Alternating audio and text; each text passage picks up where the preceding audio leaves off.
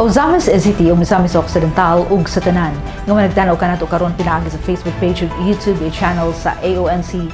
Kumusta ug may adlaw? Ako si Dazzle Motikson. This is Ozamis Today.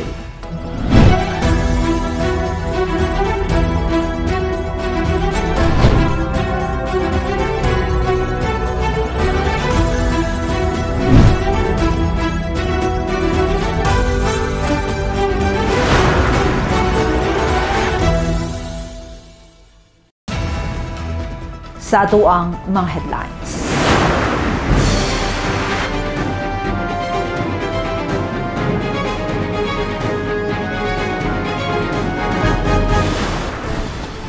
Mga estudyante sa Dimaluna Integrated School miuli sa 60 mil nga kwartang nakitaan.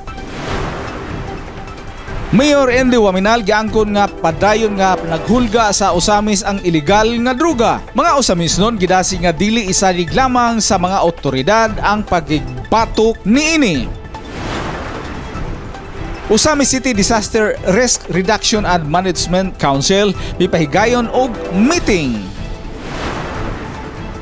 Vice Mayor Neri giauhag ang mga Osamis nun nga magpakabana sa kinaiyahan. 4-day SK Chairman mandatory training sa Misamis Occidental malampuson. Turnover og inventaryo sa 51 ka mga barangay sa Osamis na kumpleto na. Mayong serbisyo sa Asinso Osamis Administration pinaagi sa free hospitalization program padayong gipasalamatan sa katawhan.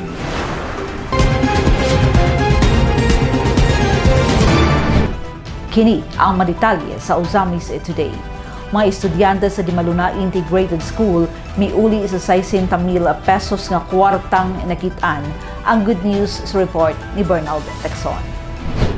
Nagtrending og viral karon sa social media og midayeg ang tanang nakabalo sa dili kasarangan nga istorya sa pagkamatinud-anon og pagkabuutan sa unom ka mga grade school students sa Dimaluna Integrated School nga may uli sa tag-iya sa pitaka nga ilang nakita nga may sulod nga 60,000 pesos cash. Human kini nahagbong atubangan sa gate sa Limho Chuansing Subdivision, Dimaluna Highway, Biyernes, Nobyembre 17. Saysay sa 14 anyos nga si Aaron Tumial, grade 9 student sa Dimaluna IS, siya ang nakapunit sa dako nga pitaka nga napuno og tag 1,000 og tag 500 pesos nga kwartang papel duol sa nasangpit nga village. Kulba.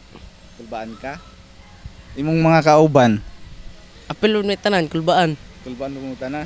Nasairan nga ni atong higayuna ang unom ka mga 14 anyos nga mga kabataang estudyante mitabang sa pagpanghipos sa mga gamit sa ilang maestro nga nalunupan ang panimalay tungod sa shareline. Matod pa ni Aaron na kuyawan kaayo siya nga nakahawid sa unang higayon sa iyang kinabuhi sa sobra kadaghang kwarta ang iyang gihimo. Gitug-anan dayon niya ang iyang mga classmates nga sila si Marky Caballero, Kinit Gumulon, Janry Baruga, Ninyo Ezekiel Kin Atad ug ang grade 8 student nga ilang barkada nga si Clyde Pipito nga kauban usab sa ilang grupo ni atong higayuna. Gipaduol mi niya. Padool. Unsa may ingon ni Aaron sa imo? Uy, ali mo kita og kwarta. Among giabri ang kwarta nga puno kay kwarta. Giabri yung pitaka. Napita ganin niyo nakita ang pitaka? Sa village pasulod. Asa man nahagbong sa dalan o asa lapit? Nahagbong sa dalan. Tani kayo na kisa may nakita niyong tao sa palibot. Trabahante ra sa kalsada. Ay nagtrabaho sa kalsada? Nakailan mo itong nagtrabaho sa kalsada? Wala. Wala. Pilas na ka buo? Daghan sila? Say someday lang gitrabaho dito sa kalsada. Ayog kanal. Kanal, unsa pa? Silig mong bato. Bato abot sa kwan. Nganong sa ato kayo na unsa may nitabo dato nga naghamag trabaho sa inyong kalsada? Nagbaha ba ang kwan, ang bato sa kanal kay nakuag karsada. Niadto. Naalis karsada. Kaya tong adlaw mo toy pag kusog ulan na ng gabi no? Tapos wala mo nagsaba atong nasa karsada nga namoy nakitang kwarta. Wala. Unang plano sa mga bata mo para kung adunay mulabay nga patrol car sa mga pulis aron i-turn over nila ang nasangpit nga pitaka. Nakahukom ang unom ka magbarkada nga tug-anan na lamang nila ang ilang class advisor nga si Mr. Hub Cabilis. Pero wala dayon usab dayon kini motuo og naghuna-huna pa nga nagbinuang lamang ang iyang mga estudyante. Nakuratan na lamang ang maestro pagkasayod sa kadako sa kwarta ug giingnan niya ang mga bata nga siya na lang ang motago niini ug muhatag kun adunay mangita. Nako Sir Job. Naman siya ka-istorya ato, amo siyang gipaduol ako Sir Job. Alis sa kay nasa may istorya nimo. Tas ako na lang gihong ako Sir Job kakita may pitaka dako kayong dako kayong sulod. Tas istorya na pud siya sa moa. Sa may iyang istorya, tuo siya ninyo kita mugdagang kwarta. Wala po siya katuwa to. Sa may iyang nganin mo. Unsa man nga kwarta, gamay ra na or dako. Wala na magi nga. Basin binuang ra daw namo. Ana siya nga basin gamay ra na kay ipalit ra nagkok. Tas among gipakita. Tawa mo tayo kayo na. Katawa. Kato si Sir Job ninyo, joke-joke ra mo. Tas among gipakita ang kwarta among giabrihan tas natingala siya nga dako kayong kwarta nga among nakitaan. Pipila ka gutlo ang milabay, miabot ang tag-iya sa wallet nga wa usab mabutyag ang pangalan. Matud pas mga bata nang luspad kini ug nangurog nga nangutana kung nakakita ba ang mga bata og pitaka ug gitudlo ra usab dayon sa mga bata ang ilang maestro nga si Mr. Cabilis. Tapos unsa may advice si Sir Job sa inyo? Ambi ang kwarta og naay mangitaan ni kay ako ra giuli. Tas namin nakakita na magipungutan nami tas ana siya dong kakita mo kwarta kay anak pun mi nga o call kakita mi kwarta among gihatag ni Sir Job tas gihatag ra pud ni Sir Job sa iya. Unsa may istorya sa tao nga kuan ngita og nangutanan ninyo og nakakita pa mo kwarta? Ano siya yung dagway goal kay siya unsa yung itsura niya? Nang luspad siya tas nagkurog-kurog pag dulo sa pita kay gakurog-kurog siya tas nang luspad. Anong nakaingon mo ng luspad? Sa tanong nyo nga kuhan yun, grabe ang kabalakan niya. Ana na. Tas ana. Pag doon sa kwarta. Gipahayag sa class advisor ug band instructor sa unom ka mga batang estudyante nga nagbunga ra gayud ang pagpaningkamot nga ma-instill gayud sa galamhan sa mga bata sukad sa unang adlaw nila sa pagtuon ang pagkamatinud-anon ug dili mamakak ug iuli sa tag-iya ang unsa man nga makitang butang ngadto sa tag-iya nga nawalaan. Actually sir, dili ka ni dakong garbo nako kung dili sa tanan pod nga mga teachers sa Dimaluna, especially sa elementary teachers nga mo'y gamatuto nila gikan sa gagmay pa sila unsa gyud maayong mga values nga isunod, especially kanang mag-uli og dili ato ang butang, especially kung kwarta.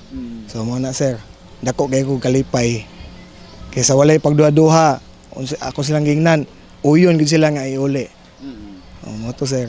Gishare usab ni Sir Job nga aron matudluan sa pagkamatinud-anon ang mga estudyante sa Dimaluna Integrated School, aduna sila giput up nga honesty store nga adunay baligya nga mga school supplies. Diin ang mga estudyante nga mopalit, maoro usab ang mobayad ug mosukli sa ilang kaugalingon. Ang act of kindness nga nasilsil sa alimutakan o kasing-kasing sa unom ka mga batang estudyante nga ilang nakatunan, gikan pa sa ilang mga ginikanan, lakip na ang ilang nakatunan sa mga magtutudlo sa Dimaluna Integrated School, pinaagi sa naput-up nga honesty store, dako o gikatabang para maugbad ang pagkamatinud-anon sa kabataang estudyante. Ang pagkabuutan o pagkamatinud-anon sa unom ka mga bata ang natistingan ni adtong higayuna, dihang ilang napunitan ang pitaka nga may sulod nga 60,000 pesos. Matud pa ni Sir Job, si Aaron mismo niadtong higayuna ang nanginahanglan og dakong salapi aron siya makapalit og bass drum nga gikinahanglan niini isip nga membro sa ilang school band. Pero ang tentasyon wala gayud mosulod sa hunahuna ni Aaron nga siya magpakahilom na lamang og dili iuli sa tag-iyang nawalaan ang kwarta nga dili iyaha. Tugan sa mga bata nga first time nila nga nakakita og ingon kadako ni adto nga cash apan wala gayud misulod sa ilang hunahuna nga taguan kini. Hunahuna nila nga luoy kaayo ang tag-iya nga nawadan niining nasangpit nga salapi. Ang una-una na mo iuli na mo. Kay di man mo looy po kayong tag-iya. Kung sa inyohang message sa mga kabataan naglantaw ron kung ugaling labi na tong mga dagko pod kuan kung makakita og kwarta nga dili ila labi na dako kay kwarta magamay magmadako unsay angayan gud buhaton. Iuli. Magkakita sila kwarta iuli sa tao nga kailangan og kwarta para dili pud sila magkatapal sa tao nga kailangan tala nga nawalaan sila kwarta, pahit nilang tamba, dapat tamoy na kita, dapat iuli po ninyo. Proud usab kayo si Dimaluna Integrated School Principal Miss Maida Garnada sa value sa pagkamatinud-anon nga natudlo sa mga kabataan gikan pa sa unang tuig sa ilang pag-eskwela o nga nadala nila hangtod sa pagkakaron. Isip school head dire sa Dimaluna Integrated School, nalipay, happy kaayo og proud para sa mga bata sa ilang deeds nga gibuhat, no, nga bisan patuod sa kadako sa kwarta nga ilang nakitaan, ilag yung naa sila willingness ilang sa kuan nga iuli gyud ni. So mao to nga miadto gyud sila sa ilang sir kay murag naa sila ka hadlok ba. Nagkurog pud nga ito sila sa ilang nakita. So niadto dayon sila sa ilang sir nga ilang masumbungan sa ilang murag angay buhato nila. Proud gyud kaayo, happy kaayo. Then kabalo ko kani nga deeds nilang gibuhat, dili lang sa pagkakaroon nga grade 9 na may grade 8 pud na apil ini nga bata, pero kani ga sugod yun ni sa kinder pa sila kung asa pa sila nag-eskwela, sa kinder tama ni abot sila kani nga level sa ilang pag-eskwela, kung asa man sila pod nga transferi ba sila. Ang importante nga natudluan sila sa eskwelahan sa values nga being honest, ana jud. Dayon dili lang man pud kani para sa eskwelahan lang magtudlo, kinahanglan pud kini nagikan pud sa ilahang mga panimalay. May panawagan sila si Sir Hope Cabales og Dimaluna IS School Principal Maida Garnada sa mga kabataan og ilabi na sa magaginikanan og mga magtutudlo nga sa kanunay atong isilsil sa alibatakan sa atong mga anak, mga estudyante nga magmatinud-anon kita bisan lisod buhaton, bisag walay nakakita og sila nang hinaot nga ang dalaygong gawi sa unom ka mga bata nahimo na karong idulo sa ubang mga kabataang estudyante sa Dimaluna Integrated School ilang mapadayon hangtod na sa ilang pagkahamtong. Ako lang yun, congratulations ninyong unom, no, na ay pa ni grade 8, na ay grade 9 ini. So pohon, padayon pa ta, mag grade 10. Congratulations, padayon sa maayong nahimo mong modelo para sa inyong mga kamo may mga kuya diri sa school. So padayon nga magbinutan, then kay gitan-aw na mo sa mga gagmay ninyong mga manghud diri sa school, mga kinder, ana. So, congratulations, salamat kaayo. Congratulations sa atong buutan nga mga kabataan ug sa mga parents and teachers sa Dimaluna Integrated School nga nagtudlo kanila gikan pa sa ilang pagkabata nga pinaagi sa inyong guidance mitubo nga matinud-anon kini nga mga estudyante. Proud usab kaayo mi kaninyo. You are making a very good name for Ozamis City. Alang sa Ozamis Today, ako si Bernald Dixon. Salamat Bernald ug salamat kaayo sa atong mga anas nga estudyante sa Dimaluna IS. Mayor Indy Uaminal giangkon nga padayon nga naghulga sa Ozamis ang illegal nga droga. Mga Ozamisnon gidasig nga dili isalig lamang sa mga otoridad ang pakigbatok niini. Ani ang report. But dili man gud pwede pod, no, nga ato lang isalig tanan sa PDEA, dili lang pwede nga isalig nato tanan sa atong kapulisan. Kita pod the civil society, kita the local government, we should also do our share. Kinang tukma sa panahon nga pahinumdum ni Ozamis City Mayor Attorney Henry Indy F. Uaminal Jr. ngadto sa mga department heads ug mga empleyado sa local government unit sa Ozamis City atol sa gihimong launching and orientation sa drug-free workplace program nga gipahigayon Nobyembre 15 sa Ozamis City Health Office. Sa iyang mensahe atol sa programa, gipahinumduman sa mayor ang mga Ozamisnon nga ang pakigbatok sa national nga pangamahanan batok sa illegal nga droga usa ka personal nga pakigbatok sa mga Ozamisnon ug bisan tuod na lupig na sa kanhi administrasyon ni former President Rodrigo Duterte ang gamot sa illegal nga droga sa Ozamis City apan giangkon ni Mayor Indy nga ang mga sanga niini padayon nga naglihok ug naningkamot nga makabalik sa dakbayan. Gibutyag sa mayor nga bisan naglisod ang mga drug dealers sa pag-operate ug pag-penetrate sa syudad tungod sa dalaygon nga kaabtik sa pagmonitor ug pagpangdakop sa lokal nga kapulisan ubos sa liderato ni Ozames City Police OIC Chief Police Major Dennis P. Tano apan aduna gayoy musulay nga makakuha og supply gikan sa lain nga mga lugar ug musulay sa pagpayuhot niini dinhi sa dakbayan. Pahayag ni Mayor Indy kalabot niini tungod kay naagapoy mopalit. Naagapoy demand. Muna naagapoy makahuna-huna og supply. Nga bisan pag kabalo sila nga giinitan gina natong droga diri sa Ozamis, bisan pag kabalo sila nga naay 99% chance nga if not a 100% chance nga madakpan sila if musulay sila pamaligya diri sa Ozamis, ilaha man gyapong i-take ang risk. Because there is still that demand. Kini ang hagit ni Mayor Indy dili lamang sa mga empleyado sa lokal nga pagamhanan apan usab ni adtong anaa sa pribadong sektor. And it is for us, kita, sa local government, kita sa private sector, o sana sa atuang mabuhat para makatabang sa atuang efforts against this war against drugs. Nga, to reduce the supply, we should do our part in reducing the demand. We should educate. We should tell people nga ayaw na gid mo katintalan ng droga, ayaw na lang gid mo og sulay. Kay dili na maayo sa inyo ha. Ug kung magmalampuson kita niini nga kampanya sa pagpaubos sa demand sa illegal nga droga, pasabot sa mayor.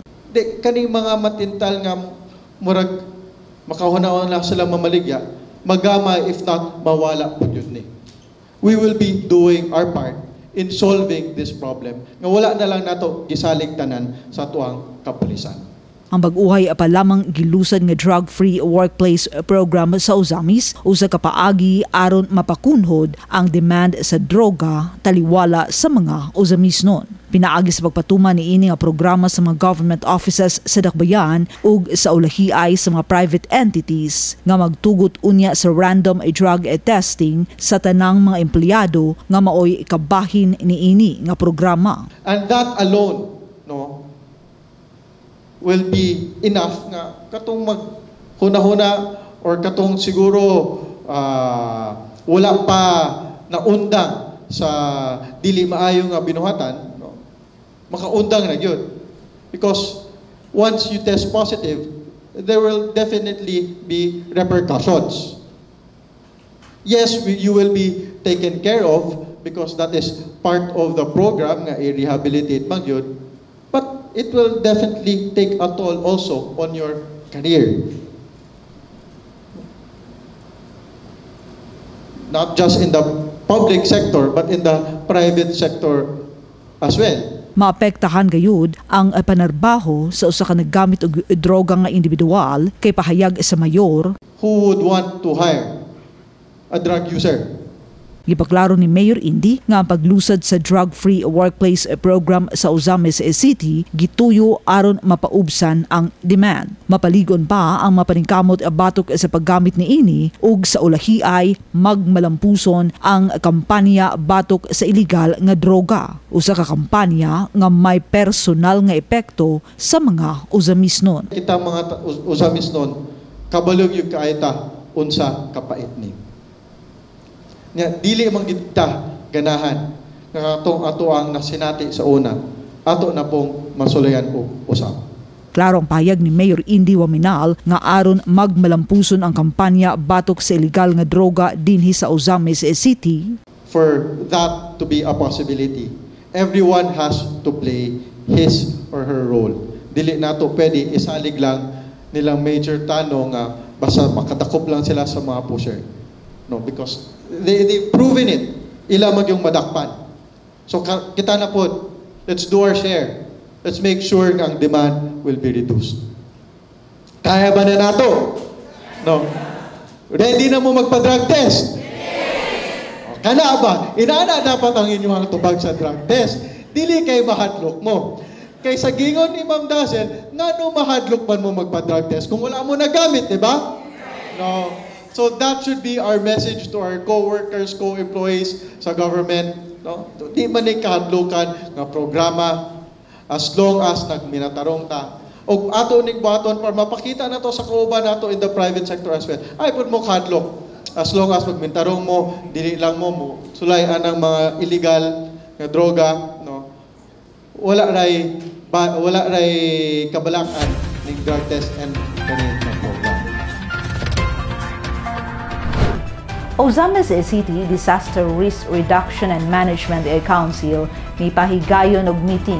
Gitutukan ni Leoncio Medallo ang maong balita. Ania ang iyang report. Nobyembre 21, usa ka tigom ang ipahigayon sa mga sakop sa Ozamis City Disaster Risk Reduction and Management Council. Pinaagi sa chairman ini nga si Ozamis City Mayor Attorney Henry Indy Waminad Jr.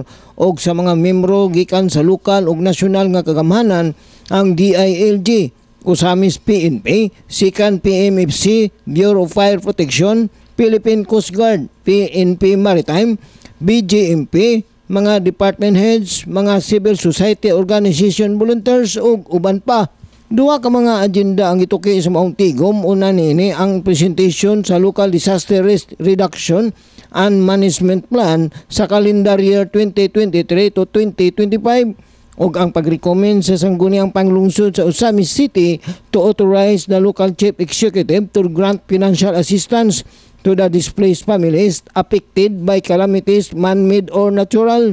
Gipahayag ni Mayor Attorney Henry Indy Waminad Jr. nga niadtong pinakaulahing joint meeting sa Peace and Order Council ug ang CDRRMC usa nga ilang natukion na discuss mo ang pag-approve sa Local Disaster Risk Reduction Plan ug ang CDRRMO mo gitasan sa paghatag og kopya sa maong plano ngadto sa mga miyembro sa council aron kini maaprubahan. Apan sumala pa ni Mayor Indy nga ilang nakita nga adunay pipila ka mga items nga gikinahanglan mga discuss uban sa mga miyembro sa council. Atol sa discussion, sumala pa ni Mayor Indy nga ang Local Disaster Risk Reduction Management Council, City Government of Ozamis gibahin ngadto sa naglain-lain nga mga cluster aron masayran sa matag cluster ang mga buluhaton kung ugaling adunay emerhensya o kalamidad nga mahitabo sa dakbayan sa Ozamis. Usanan ini ang response cluster nga mo'y mo-rescue og muhatod ngadto sa mga evacuation center. Nga angay gyud nato ma-discuss karon which will make up most of ang ato ang council meeting karong hapuna is the respective tasks of the different clusters. Basta na ay emergency or calamity nga mahitabo diri sa ato ang syudad, more particularly ang flooding. No, this was something we discussed even before katong baha nga atong nasinati adtong niaging weekend, no? Because when we talk about calamity response, ang LDRMC, the council, and the LGU and the city as a whole is divided into different clusters. Usa lang ana nga cluster ang response cluster. Muni sila ang tig-rescue, muni sila ang tig-pangita, sila mo'y tig-hatod sa mga na bahaan sa mga evacuation center. That's just one aspect of calamity response.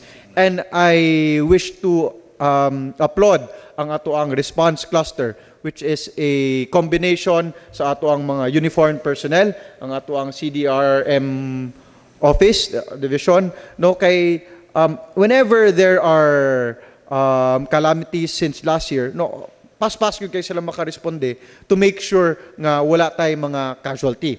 We saw that again sa flooding and sa sunog nga ato ang na-experience last weekend. Gibahin sa pito ka cluster ang LDRRMC, LG Ozamis nga adunay lain-laing bulaton panahon kung adunay may tabong kalamidad.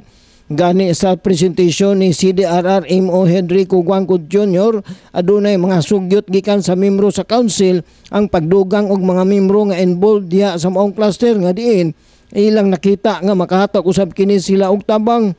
Sa pito ka cluster naguna nini ang SRR kun Search, Rescue and Retrieval pinaagi sa pagpanguna sa CDRRMO o gisundan sa Relief and Registration cluster pinaagi sa CSWD. Transportation cluster pinaagi sa City Engineers Office, sa security cluster nga gipangunahan sa Usamis PNP. Sa medical cluster pinagi sa pagpanguna sa City Health Office, sa evacuation center sa pagpanguna sa CSWD ug sa engineering and restoration cluster sa pagpanguna sa City Engineers Office. As I said, dili ra mangguna response cluster lang ang kailangan mulihok when there are emergencies. There is also an evacuation cluster, there is a health cluster, and I think also an infrastructure or engineering cluster. No? And even though kaning mga obligations aning different clusters nakasulat naman diri sa ato ang LDRRMP or at least the proposed plan, mas maayo gyud nga ma-discuss and ma-present na in a council meeting para ang different heads aning lahi-lahi nga cluster makabalo gyud sila, clear sa ilaha and guided sila unsay ilahang mga kailangan buhaton whenever calamity strikes. No? This is not to say nga wala sila nakalihok in the past calamities because nakita man nato nga pag-abot sa evacuation center naalagaan man dayon ang ato ang mga evacuees, no? Na identify man dayon unsay angay buhaton sa ilahang mga residents or rather unsay dili dapat buhaton sa ilahang mga gipuy-an para dili na makasulay og flooding usab, no? But gusto lang gyud nato clearly defined and well guided na ang all the responsible persons para mas prepared pag yun da simbako buyag another calamity comes. Giaprubahan galayon sa mong meeting nga irekomendar sa sangguniang panglungsod sa Usamis City nga tugutan ang local chief executive sa paghatag og financial assistance ngadto sa mga pamilya nga napiktahan sa kalamidad man-made man o natural. Alang sa Usamis Today, ako si Leoncio Medallo. Salamat Leoncio. Vice Mayor Neri nag-auhag sa mga Usamis noon nga magpakabana sa kinaiyahan. At ang dawaton report ni Adoni Licena. Kinasingkasing ang pag-auhag ni Vice Mayor Bebeneri nga magpakabana sa kahimtang sa kinaiyahan sa gipahigayon nga pagpangapud-apud sa ayuda gikan sa Kapitulyo ug syudad alang sa mga biktima sa ulahing kalamidad sa Usamis sa Usamis City Gymnasium dili palang dugay. Nagkanayon ang Vice Mayor nga ang suporta sa gobyerno dili kanunay apan ang kinaiyahan malungtaron kini samtang ang tao buhi pa nining kalibutana. Hinungdan nga hatagan usab og pagtagad sa matag usa ang paghigugma og pag-atiman sa kinayahan pinagi sa dili pagpanglabay og mga basura bisan asa og voluntaryong mananom og mga kahoy gumikan kay dako kini og papel ang kalasangan sa pagbalansi sa kinayahan. Bisan nakita sa Vice Mayor nga kontrolado na ang mga basura sa syudad apan alang kaniya kulang pa kini gumikan kay sa higayon nga magbaha og maglunop ang syudad aduna pa siya makita nga mga basura nga nangaanod. Ampinga nato ang atong gasa sa kinaiyahan. Kay usa kini atong kinaiyahan magapanalipod kanato, no? Magbaton ta og kahindig dili na ta abtong basura atong hipuson na amantay mga tinugyanan nga mo hipos niini dayon mananom tag kahoy aron nga sa ingon doon na putay kakapyutan simbako lang, no? Dunay mga sugilanon nga tungod kaysa ilang tungod dunay kahoy dito siya hingkapyot murag dito tos pagadian nga sugilanon diin nga dito siya na nikapyot sa kahoy, no? Pare ka nabuhi siya wala siya madala sa dako kayo lunok. So iyon ana ampingan nato ngatong kinaiyahan kay kini maghatag usab og kaning kagawasan o kinabuhi nato. Alang sa Usamis Today, Adon Licena reporting. Salamat Adon. 4-day SK Chairman mandatory training sa Misamis Occidental Malampuson. Ma-report si Glenn Ray Arulina. Madasigon og makahuluganon nga gipaygayon sulod sa 4 ka adlaw ang First Sangguniang Kabataan SK Training 2023 sa dili pa mulingkod sa ilang katungdanan isip nga SK Chairman sa mga barangays ng probinsya sa Misamis Occidental nga gisugdan adto Nobyembre 17 hangtod na Nobyembre 20. Kini gipaygayon sa Tangub City Global College nga gisugdahan sa DILG Misamis Occidental ni PD Pablo Benitez aron nga sila adunay mamahimong guide ug matudlo usab kabahin silang trabaho labi na ang pagpadagan sa SK silang tagsa-tagsa ka mga barangays. Suportado usab kini sa mga gamhanan nga probinsyal sa Misamis Occidental. Pinaagi ni Governor Henry Wominal aron nga sila mas mahanas sa ilang mga abilidad sa paghimo og ingong lehislasyon ug interbensyon sa ilang sektor. Ang kagamhan ng probinsyal kanunay nga makigtambayayong sa mga opisyal sa SK aron nga masiguro ang patas ug maayo nga kahigayunan sa tanang batan-ong Misamisnons. Kini nagtumong sa paghatag og gibug-aton sa papel sa mga kabatan-unan sa pag-umol kalila aron nga mamahimong maayong lider ug adunay mga miti sa patriotismo ug nasyonalismo ug dungog isip nga mga Misamisnon. Alang sa Usamis Today, kini si Glenn Ray Ruluna. Salamat Glenn. Turnover o inventaryo sa 51 ka mga barangay sa Usamis na kompleto na. Mibalik ka lang sa report. Si Adoni Dicena. Nakumpleto na karong adlaw Nobyembre 22 ang pag-imbentaryo sa mga kabtangan nga gipanag-iya sa barangay o pagsubay sa financial record. Ang inventory team gipanguluhan ni Konsehal Dinky Suiso nga maoy natahasan sa konseho ug sa buhatan ni Mayor Indy Wominal nga mobisita sa 51 ka barangay ug mopasayon sa pag-usisa sa mga property sa barangay ug ang pagpakisayon sa kahimtang sa panudlanan sa barangay. Kauban ni Konsehal Dinky Suiso ang mga head sa City Treasurer's Office o sa City Accounting Office aron umutubag sa mga pangutana nga may labot ang maong mga lokal nga buhatan og ang mahinungdanong presensya usab sa local DILG nga gipanguluhan ni Mr. Edsel Vedra. Mas napasayon usab ang pag-turnover sa mga property o financial record sa barangay gumikan kay mayorya sa mga nakadaog sa miaging eleksyon, mga re-elected o kung adunay bag-o kaalyado man usab sa Asinso Usamis Administration. Dako ang pasalamat ni Konsehal Dinky Suiso nga way nasugat o nasugatang seryoso nga problema ang mga barangay og sa pagsanong usab sa mga barangay official sa aktibidad. Paniyang gidasig ang mga barangay official nga mohimo sa ilang tagsa-tagsa ka mga tahas apil na sa mga membro sa konseho gumikan kay karon ang tinuod nga kampanya ug ang administrasyon mag-obserbar sa performance sa kabarangayan. Giawhag ni Konsehal Dinky Suiso ug ni Local Government Operations Officer Edsel Vedra nga sa labing dali nga panahon human sa inventaryo ug turnover ceremony makapahigayo na og o-ticking ang mga konsehal nga ipasayon sa mga kapitan. Unta kanang dili lang kay mo na nakadaog na mo dili na siya giingon na human na yung trabaho actually kasugod kay yung trabaho. We expect sa inyong effort, double, triple effort nga manang kampanya, actually sugod pero ng kampanya. It's never been assurance nga line up na mo, sure na mo. Mag-base gyapon ta sa inyong performance, sa inyong support ni kapitan, o sa inyong productivity. Kung giunsay gyud ninyo kay nauban mga kuan lang maglinghayaw lang, likod-likod lang ba ana diluway pa ka ba na? We will always again make surveys, mga kuan sa mga tao kung say ilang kastorya bahin tagsa-tagsa ninyo, pero ang amo lang yung kuan nga trabaho lang kita, lihok lang kita. Ang kampanya actually sugod na gyud karong adlaw para sa sunod na pod. Dili lang kita maingon pakita lang ni sila kay panahon na sa election, magpaila lang ni election mo na. Ulaon na nato nila para ilag yung makita mangayan kita. Kita nato itingot mo karon.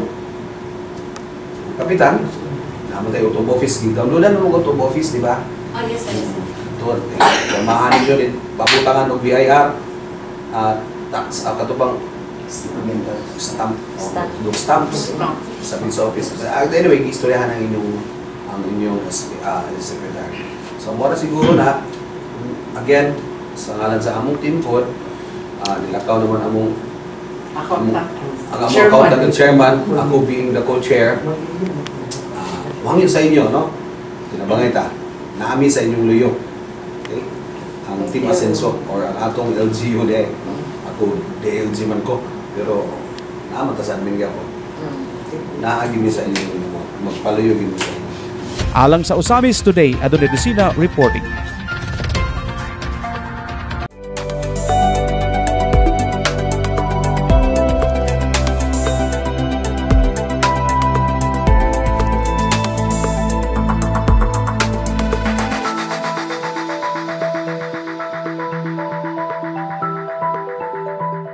Sa Asenso Ozamis Free Hospitalization Program update, maayong serbisyo sa Asenso Ozamis Administration pinaagi sa Free Hospitalization Program padayong gipasalamatan sa katauhan. At ang dawaton report ni Mary Anna Lumapas. Dako ang kalipay o pagpasalamat sa mga katauhan sa syudad sa Ozamis, human nahimugso ang mga programang Asenso Ozamis Free Hospitalization o Burial Assistance nga gipadayon sa pagpatuman ni Mayor Attorney Henry Indy Wominal Jr. Isaysay ni Abigail Rosca, 39 years old, nga taga Carmen Annex, Ozamis City, nga midangop dayon siya sa buhatan sa Asenso Ozamis Administration aron makapangayo og medical assistance tungod sa kadako sa iyang hospital bill nga miabot sa kantidad nga 48,897 pesos. Matud pa niya na confine sa Faith Hospital ang iyang bag-ong natawo nga baby girl nga si Zia Girl Rosca sa Neonatal Intensive Care Unit tungod sa sepsis neonatorium og naghatag kay niya og tumang kagool o kabalaka ang hetabo sa iyang anak, ilabi na ang kadako sa iyang bayronon sa hospital ug asa siya makapangita og ibayad niini. Ako mo nanganak ko atong November 2, ang ako ang gi-process ang sakong anak na kay nabilin man ako newborn baby kay nagka-infection man siya, so nabilin siya for 8 days sa NICU. Kay okay. Mas una ko nakagawa sa akong baby, nag 1 week pa siya para mahuman ang iyahang medication. So, munang nag-process ko karon para sa Asenso kay dako-dako gyud iyahang bill 48,000 kapin. Migaan ang gibati niyang kabalaka sa dihang nasayra niya nga gi-zero balance ang iyang excess bill sa kadako sa iyang bayronon, wala niya damha nga ma-zero balance kini. Yang gipadangat ang iyang dako nga pasalamat sa Team Asenso Ozamis sa maayong serbisyo niini. Ug ilabi na ni Mayor Indy Wominal sa pagtabang sa mga nanginahanglan nga mga katawhan pinaagi sa lubos-lubos o tinud-anay nga serbisyo alang sa pag-asenso. Zero balance gyud ang gihatag sa Asenso. So manang dako kay pasalamat sa Team Asenso kay kini na programa dako gyud kay tabang sa mga nanginahanglan sa pagkaron kay lisod biya kayo mo hospital, so at least dili ta yes, project like it. So salamat kayo kay Mayor, kang Congressman o kang Governor. Alang sa Ozamis Today, ako si Mary Ann Lumapas. Salamat, Mary Ann. Ang Ozamis Today hatod kanato as a public service feature sa Asenso Ozamis News Channel. Ubos sa pagdumala sa LGU Ozamis pinaagi ni Mayor Attorney Henry Indy F. Wominal Jr. Alang sa dugang impormasyon, please like our official Facebook pages. Kung Ando Wominal, Attorney Indy Wominal ug Asenso Ozamis News Channel. And please subscribe to the official Asenso Ozamis YouTube channel. Sa ngalan sa katibukang AONC team, Leoncio Medalio, Bernal Dacson, Adoni Dicena, June Purgatorio, Ares Carpio, Kim Tangaro, Macjul Malinis, Mary Ann Lumapas, Xander Dalidog, si Glenn Ray Ruluna sa Misamis News Network. Ako si Dazil Humuad Dacson. Daghang salamat. Padayon Asenso Ozamis. Asenso Segundo Distrito. Asenso Misamis Occidental.